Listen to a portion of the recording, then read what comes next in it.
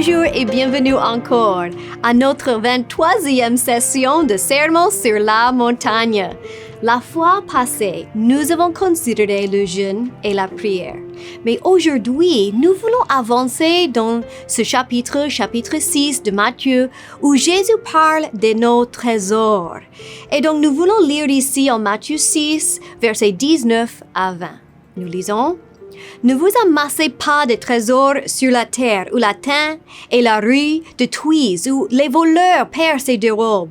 Mais amassez-vous des trésors dans le ciel, où la teigne et la rouille ne détruisent point, et où les voleurs ne percent ni dérobent. Car là où est ton trésor, là aussi sera ton cœur. Dans ces deux versets, nous voyons que Jésus a repris sa méthode de présenter les contraires. Voici ce qu'il est négatif et voici ce qu'il est positif selon la nouvelle alliance. Il nous présente le bien et le mal. Il nous présente un chemin à suivre et un chemin à éviter. Alors, cette exhortation nous montre ces deux chemins clairement, afin que chaque croyant sera sans excuse pour toute l'éternité. Si une personne reçoit une pauvre récompense, il est sans excuse, parce que Jésus nous a dit. Il nous a montré que dans le royaume, il faut investir aujourd'hui pour toute l'éternité. C'est dans cette vie que notre récompense éternelle est déterminée. Alors, ici Jésus dit, ne vous amassez pas des trésors sur la terre. Ici, Jésus parle des choses que nous pouvons voir, les choses que nous pouvons toucher. Et nous devons attirer notre attention maintenant à ce mot trésor. Car bien plus grand, ce mot est plus grand que simplement de l'argent et de l'or. Ici, Jésus, il veut encore parler de quelque chose en profondeur, quelque chose qui est en nous. Jésus, il veut toucher notre cœur. Il est concerné avec nos passions, avec nos affections, combien nous aimons nos possessions, combien nous sommes attachés à ces choses. Et c'est ça dont Jésus veut parler maintenant. C'est pourquoi il dit en fin de verset 20, « Car là où est ton trésor, là aussi sera ton cœur. » Jésus veut parler de notre cœur. Et notre passion révèle notre cœur. Notre passion est un gage pour mesurer où est notre cœur. Si nous avons une affection pour les choses éternelles, notre cœur est bien placé. Mais si nous avons une affection pour les choses terrestres, nous avons le travail à faire. Et donc, ces affections pour les choses ici sur la terre pour nous voler de notre récompense et notre place éternelle. Et donc, Jésus veut nous épargner de cela. Je vous partage une histoire d'une jeune fille qui possédait beaucoup de chaussures. Oh, elle aimait des chaussures.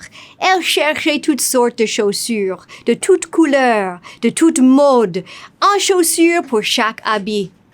En plus, elle aimait ses chaussures. Son cœur était vraiment excité, joyeux dès qu'elle a obtenu une nouvelle paire de chaussures. Mais une nuit, elle avait un rêve. Et dans ce rêve, elle a vu le retour de Christ. Alléluia! Dans ce rêve, elle voyait les saints qui commençaient à monter vers Jésus. Et avec eux, elle commence aussi à monter vers Jésus. Mais à un moment donné, ses pensées commencent à réfléchir sur ses chaussures. Ses yeux tombent en bas. Et elle regarde dans sa chambre, elle voit ses chaussures. Et elle commence à descendre. Ouh là là, elle a perdu sa place parmi les saints à cause de sa passion. Quelle était sa passion? Elle avait une passion pour les chaussures. les choses de cette terre. Là, Jésus nous a avertis de ne pas ramasser les choses sur cette terre parce que ça peut nous voler de notre récompense. Ça peut nous dérober de notre place éternelle. Où se trouve notre trésor sera aussi notre cœur. Jésus ici est en train de parler de notre désir, nos passions, nos affections pour les choses temporaires. Un trésor n'est pas limité à des possessions, ni de l'or, ni de l'argent, ni une maison, une voiture. Les affections peuvent aller plus loin. Ça peut être une affection pour notre profession, une affection pour notre mission, une affection pour notre nation, une ambition, un objectif ou bien un membre de la famille. Nous pouvons avoir toutes sortes d'affections qui peuvent nous faire dévier des vrais trésors. Toutes ces choses ont de valeur. Mais la question se pose, où est ton cœur? Où est mon cœur? Cette exhortation de Jésus fait penser les croyants à l'éternité, à des choses qui vont durer et qui ne périssent point. Il y avait un homme d'affaires, un homme très aisé, très riche, mais il était attaché à ses richesses. Il avait dû travailler pour les obtenir. Et maintenant, il les a protégées, il les a gardées dans cette vie. Sa main était fermée. Mais un jour, un missionnaire est passé. Et il a parlé de ce que Dieu faisait dans sa nation. Il parlait de comment les gens venaient pour recevoir Christ et beaucoup sont devenus pasteurs. Et dans leur village, les pasteurs avaient besoin de bétail pour soutenir leur vie et leur ministère. Alors ce missionnaire donnait l'opportunité aux autres de donner quelque chose afin de soutenir les pasteurs. Mais cet homme d'affaires, à peine, il lutte pour donner quelque chose. Alors, il a demandé, il vaut combien pour un âne? Et le missionnaire lui a dit, il faut, cette somme pour obtenir une âne. Alors, l'homme d'affaires a donné cette somme, la somme d'un âne. Quelques mois plus tard, le marché dans cette nation a chuté. Et la valeur de tout son argent a changé de nuit en jour. Tout son argent était réduit à niet. Cet homme a proclamé « Je n'ai rien qui reste, sauf Canaan au ciel. » Il a pu investir une petite somme pour l'œuvre de Christ et c'est ça qui lui est réservé au ciel. C'est seulement ce que nous semons pour l'éternité qui va durer. Ce que nous ramassons dans cette vie va périr. Même l'apôtre Pierre, quand il parle de la fin de cette terre, il dit que la fin de cette terre, ce n'est que le feu. Ça serait consumé par la flamme. Tout ce que tu possèdes aujourd'hui, tout ce que tu as dans ta chambre aujourd'hui, sera consumé par le feu. Alors Jésus, il nous conseille ici d'amasser des trésors dans le ciel. Là où la teigne et la ruine ne détruisent point, et où les voleurs ne percent ni de robe. Alors la fin de cette terre, c'est le feu. Mais nous voulons amasser les trésors qui vont durer pour toute l'éternité. Mais comment amasser? Comment pouvons-nous obtenir ces choses? Nous voulons regarder, pendant quelques instants, l'enseignement de l'apôtre Paul. Et il dit d'abord, il va nous parler dans les termes de courir. Il aimait engager les termes des athlètes. Et il va nous expliquer qu'il faut courir sans dévier dans notre course afin d'obtenir, afin d'amasser. Si nous lisons dans 1 Corinthiens 9, 23 à 25, là l'apôtre Paul nous a écrit « Je fais tout à cause de l'Évangile, afin d'y avoir part. Ne savez-vous pas que ceux qui courent dans le stade courent tous, mais qu'un seul remporte le prix? Courez de manière à le remporter. Tous ceux qui combattent s'imposent toute espèce d'abstinence, et ils le font pour obtenir une couronne corruptible. Mais nous faisons-le pour une couronne incorruptible. Alors nous ramassons lorsque nous courons.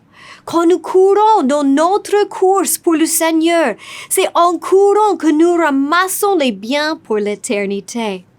Et ce mot incorruptible, ici, c'est dans le même sens, la même idée que Jésus lorsqu'il parle des trésors au ciel, là où le roi et le voleur ne peuvent pas avoir accès.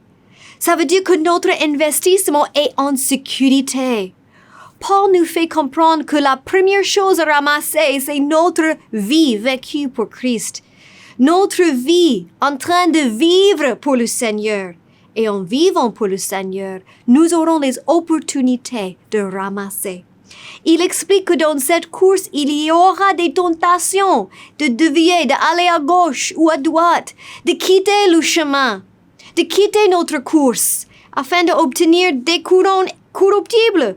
Ça veut dire des choses qui ne durent pas, des objectifs terrestres, des buts professionnels, des cibles qui sont éphémères. Il y a des choses à gagner, même hors du chemin de Dieu. Mais ce sont des choses temporaires qui ne dureront pas. Nous voulons être parmi ceux qui ont une vision fixée sur les objectifs éternels. Si notre vision n'est pas fixée lorsque nous serons tentés par notre ennemi, nous allons dévier de mon chemin. Jésus lui-même, quand il était ici sur la terre, il était envoyé par Dieu le Père pour courir, pour accomplir quelque chose.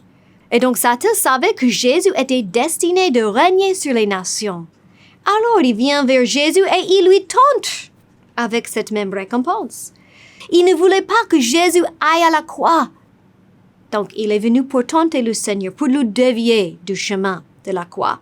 Nous pouvons lire cela en Matthieu chapitre 4. Nous allons lire le verset 8 et 9. Là, nous lisons, le diable le transporta encore sur une montagne très élevée, lui montra tous les royaumes du monde et leur gloire, et lui dit, « Je te donnerai toutes ces choses, si tu te prosternes et m'adores. » Alors, ici, nous voyons que Satan voulait juste un petit moment d'adoration. Juste se prosterner un petit instant devant moi et je vais vous donner même ce que tu mérites, Jésus. Il savait que Jésus avait comme récompense les nations. Donc, il offre à Jésus une petite raccourci. Pourquoi attends Jésus? Je peux les donner à toi maintenant. Satan, qui est le prince de ce monde, il a une certaine autorité sur la terre actuelle. Mais un jour, Jésus savait, après la croix, que lui-même, il va hériter toutes les nations. Mais il fallait d'abord passer par la croix. Et donc ici, nous voyons que Satan vient pour négocier avec Jésus, pour offrir à Jésus quelque chose dont il mérite. Mais Jésus, notre exemple, celui qui a couru parfaitement, il a pu refuser par la parole de Dieu.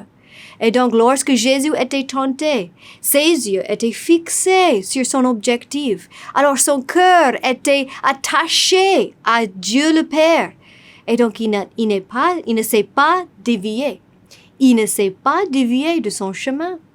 Et parfois, le diable, il va venir nous dire, « Oh, tu ne reçois pas ce dont tu mérites. Les gens ne t'apprécient pas. Ils ne te respectent pas comme il faut. Regarde ce que tu fais pour eux. Tu peux faire mieux ailleurs. Tu peux gagner beaucoup ailleurs. » Et il nous tente de nous dévier du chemin de Dieu. Parfois, la tentation du diable est même mêlée avec des choses véritables selon notre cœur. Les choses dont nous croyons.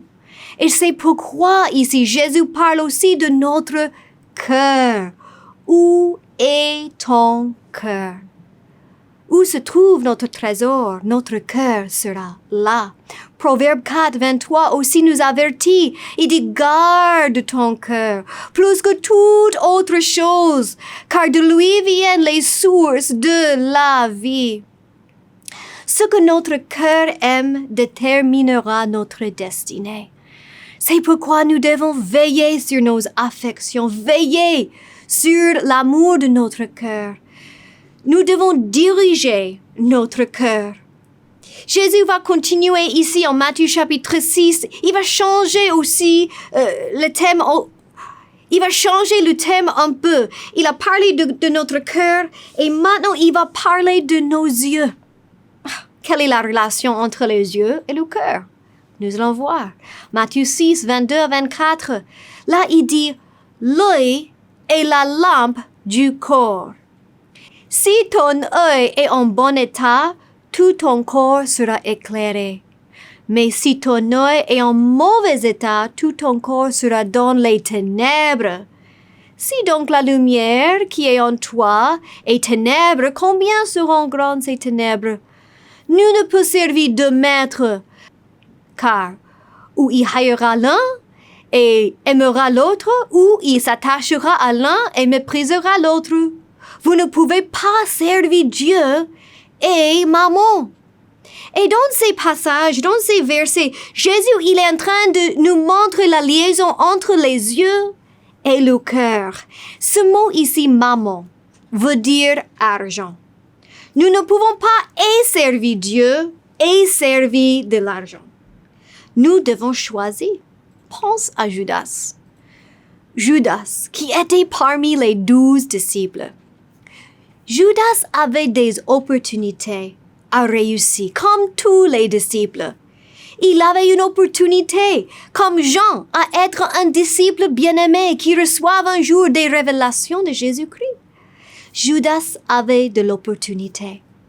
Mais Judas, malgré ses privilèges, malgré le fait qu'il marchait avec Jésus, Judas avait un autre maître dans sa vie.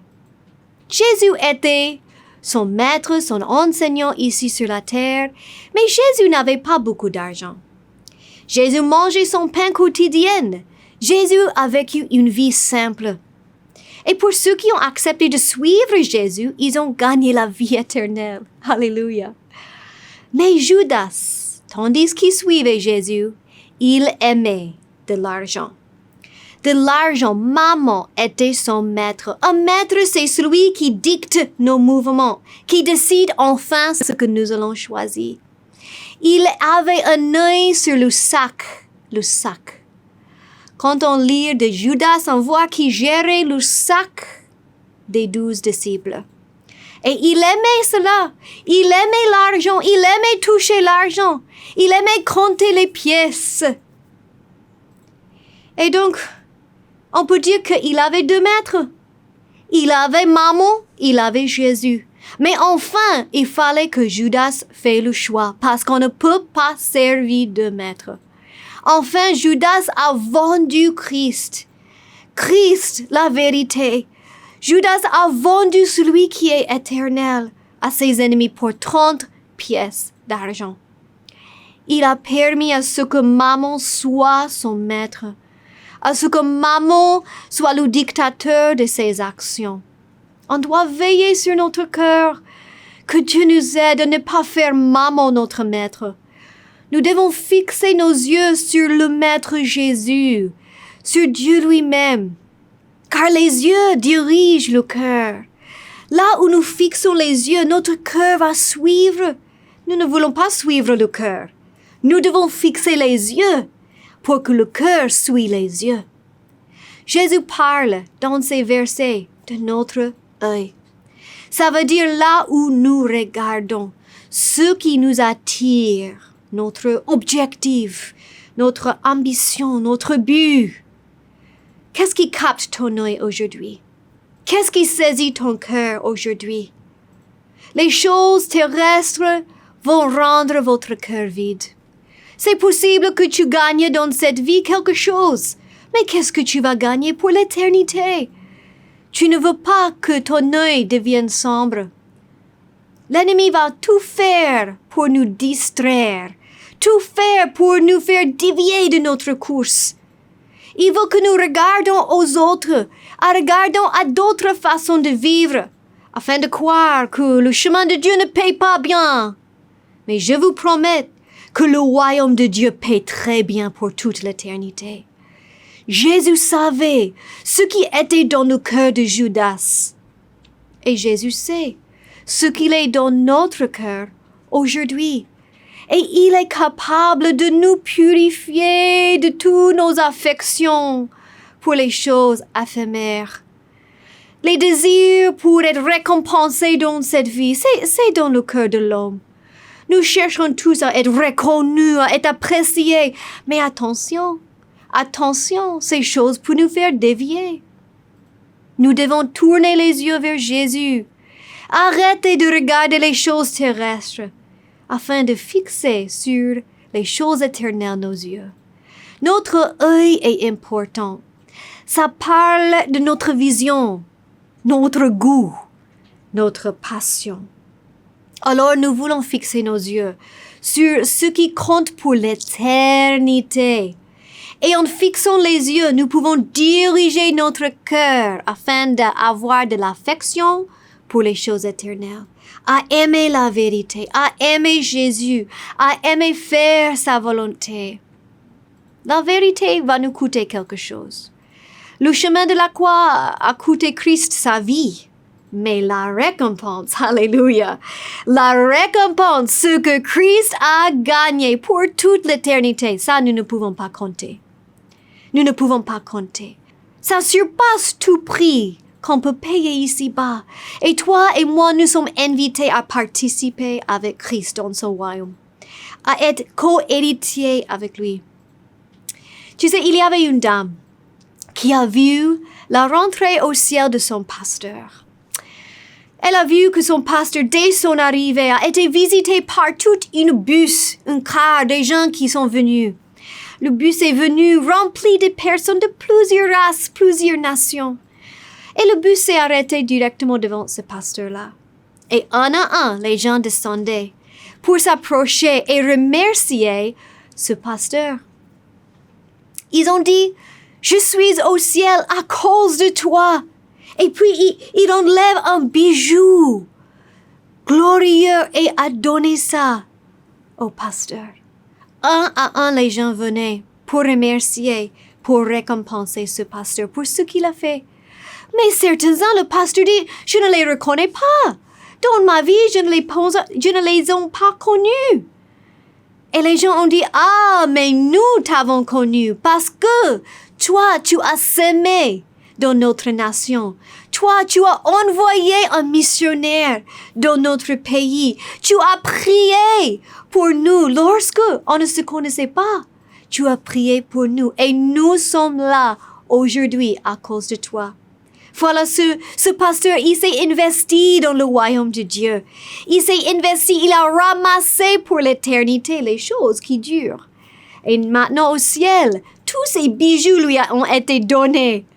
Et au ciel, cela dure pour toute l'éternité. Et donc, enfin, les bijoux ont été nombreux et l'ange qui était à côté de lui a pris les bijoux, les a fixés dans une couronne et a placé la couronne sur sa tête. Alléluia! Nous pouvons payer un prix aujourd'hui et obtenir les trésors pour toute l'éternité. Alléluia! Alors, c'est ça en première position dont Jésus voulait toucher. Il voulait toucher l'éternité qui est dans nos cœurs. Il voulait nous faire éveiller au fait que nous pouvons s'aimer pour toute l'éternité. Mais ensuite, Jésus veut parler de la provision. La provision. Cette idée d'amasser vient de vouloir se préserver, pouvoir pour soi, pouvoir à ses besoins. Alors souvent, les gens se confient dans leur capacité d'amasser les biens pour demain. Mais Jésus ici, il nous invite à se confier à lui pour demain, à se confier à lui pour nos besoins. Nous lisons maintenant Matthieu 6, 25 à 33. C'est pourquoi je vous dis, ne vous inquiétez pas pour votre vie, de ce que vous mangerez, ni pour votre corps, de quoi que vous serez vêtus. La vie n'est-elle pas plus que la nourriture et le corps plus que le vêtement? Regardez les oiseaux du ciel. Ils ne sèment ni moissonnent et ils n'amassent rien dans les greniers. Et votre Père céleste les nourrit. Ne valez-vous pas beaucoup plus que? Qui de vous, par ses inquiétudes, peut ajouter une coudée à la durée de sa vie? Et pourquoi vous inquiétez au sujet des vêtements? Considérez comment croissent les lys des champs. Il ne travaille ni Gilles. Il ne travaille ni ne file. Cependant, je vous dis que Salomon même, dans toute sa gloire, n'a pas été vêtu comme l'un d'eux. Si Dieu revêt ainsi l'herbe des champs qui existe aujourd'hui et qui demain sera jetée au four, ne vous vêtira-t-il pas à plus forte raison? Gens de peu de foi, ne vous inquiétez donc point et ne dites pas « Que mangerons-nous? Que boirons-nous? De quoi serons-nous vêtus ?» Car toutes ces choses, ce sont les païens qui les recherchent. Mais votre Père Céleste sait que vous en avez besoin. Alors ce passage est écrit aux croyants, à toi et à moi. Nous sommes appelés à vivre autrement que ce monde. Ce monde s'inquiète pour toutes ces choses. Alors Jésus désire nous libérer de notre inquiétude. Alors nous sommes instruits même en Philippiens 4:6. Là il dit, ne vous inquiétez de rien, mais en toutes choses faites connaître vos besoins à Dieu par des prières, par des supplications, avec des actions de grâce. Alléluia. Nous pouvons même rendre grâce, sachant que Dieu prendra soin de nous. Il ne faut pas s'inquiéter. Il ne faut pas amasser pour demain. Il ne faut pas courir à gauche et à droite avec les fardeaux et les inquiets. Il faut suivre les paroles de Christ. Il faut regarder ce qu'il dit ensuite ici. Matthieu 6, 33 à 34. Là, il va nous parler des priorités. Là, il dit, cherchez premièrement le royaume et la justice de Dieu, et toutes ces choses vous seront données par-dessous. Ne vous inquiétez donc pas du lendemain, car le lendemain aura soin de lui-même. À chaque jour suffit sa peine. Qu'est-ce que ces versets veulent dire? En fait, dans ces termes, nous devenions partenaires avec Dieu pour le royaume. Nous n'avons que cette vie à rechercher sa face. Nous n'avons que cette vie à le connaître et le servir et ramasser pour l'éternité. Alors, il nous invite de chercher d'abord son royaume et il va s'en occuper de la suite. La vie est courte et les opportunités sont très peu. Mais quand nous faisons le bon choix, quand nous donnons priorité au royaume de Dieu, nous pouvons connaître Dieu comme notre bon berger. Dans le psaume 23, il dit « L'Éternel est mon berger, je ne manquerai de rien. » Alors Dieu, il prendra soin de nous. Cherchez d'abord le royaume des cieux. Amassez pour l'éternité les trésors véritables qui ne périssent point. Et ainsi, nous devenions partenaires avec Dieu. Que le Seigneur vous bénisse. Amen.